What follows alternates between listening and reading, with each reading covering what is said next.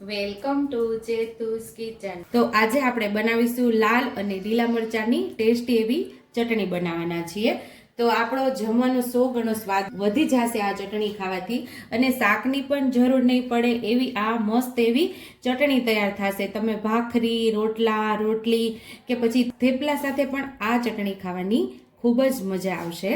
તો અહીંયા આપણે એક પૂરી એટલે કે જે બજારની અંદર એક પણી જેટલી આ લસણની, લીલા લસણની પણી લીધી છે, એક આપણે લીલા ધાણાની પણી લીધેલી છે, એક આપણે સૂકું લસણ એટલે કે જે લસણનો એક ગાંઠિયો આપણે ફોલી લીધો છે, 1.5 ચમચી જેટલું જીરું છે, અને એક મુઠ્ઠી જેટલા આપણે માંડવીના દાણા લીધા છે, 1 ઇંચ આદુનો ટુકડો લીધો છે, અને 5 લીલા મરચાં લીધા છે, અને 4 લાલ મરચાં લીધા છે। આ મરચાંનો સ્વાદ ખાટો અને મીઠો હોય છે, એટલે આની ચટણી બહુ મસ્ત એવી બનશે। અને આની અંદર આપણે 1 ચમચી જેટલી ખાંડ લીધેલી છે, ને ખટાશ માટે આપણે 1 લીંબુનો ઉપયોગ કરશું।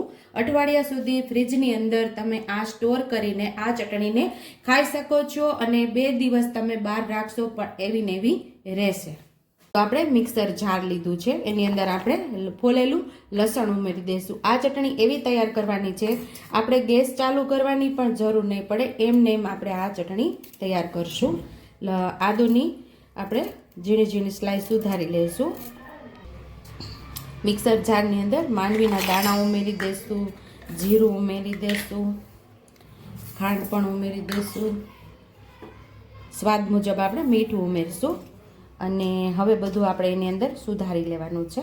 આપણા લીલું લસણ પણ ડાયરેક્ટ મિક્સર જારની અંદર આપણે સુધારી લેવાનું છે। આ ચટણી તમે ખાંડણી દસ્તા વડે પણ તૈયાર કરી શકો છો, પણ આજે આપણે મિક્સર જારમાં બનાવીએ છીએ।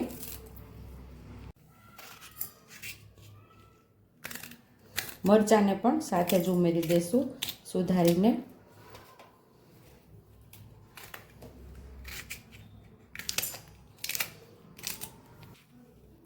અહીંયા આપણે હવે લાલ મરચાં પણ ઉમેરી દઈશું, થોડા બિયાનો ભાગ આપણે કાઢી લઈશું।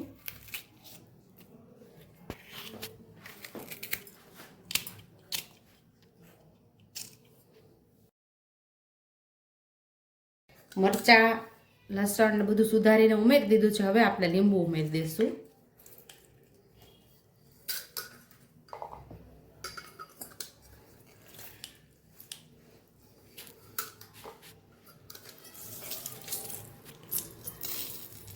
હવે આ બધું આપણે પીસી લેવાનું છે।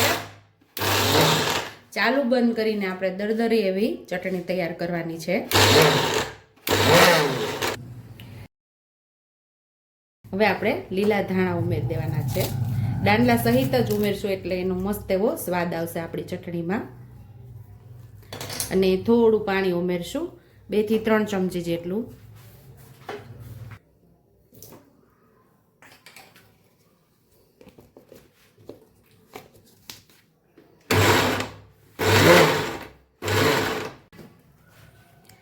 તો અહીં આપણી ટેસ્ટી એવી દરદરી ચટણી તૈયાર થઈ ગઈ છે। જો આવી દરદરી ચટણી બનાવવાની। તો હવે સર્વિંગ બાઉલમાં હવે આપણે સર્વ કરી લઈશું।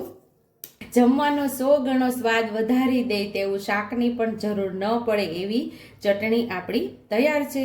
જો તમને મારી રેસીપી પસંદ આવી હોય તો મારી રેસીપીને લાઈક કરજો, શેર કરજો, સબસ્ક્રાઈબ કરજો, બેલ આઇકોનને દબાવતા ભૂલતા નહીં, અને કમેન્ટ બોક્સમાં કમેન્ટ કરજો કે મારી રેસીપી કેવી લાગી।